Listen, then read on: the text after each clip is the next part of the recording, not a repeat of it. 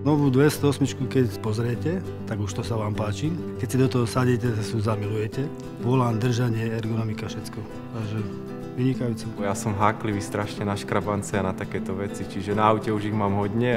Aj na dotyk, aj to veľmi zaujímavý povrch. Kde sme vlastne aj skúšali tie škrabance, tak ďalej nebolo tam nič vidieť. Takisto sme boli prekvapení, aj ten priestor pod u spolujazca je hodne veľký na odkladanie. Celkovo to auto je vnútri väčšie, ako vyzerá. V prvý moment ma prekvapila veľkým interiérovým priestorom.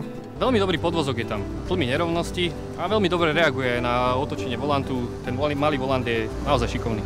Z Nového Mesta nad Váhom je okolo 120 km, potreba sa pohybovala do tých 4 litrov. Viem cez vlastne svoj smartfón ovládať displej, GPS a tak ďalej, takže pre mňa je to akože vynikajúce. Šoferujem trošku väčšie autá, ale na prekvapenie toto auto s týmto motorom, čo sme mali dnes, tak som spokojný určite. Pre mňa asi ako pre ženu parkovacie senzory. Presné radenie. A určite výbava je kvalitnejšia. Na vyššiu úroveň to celé auto posunulo. Ja nevystúpim.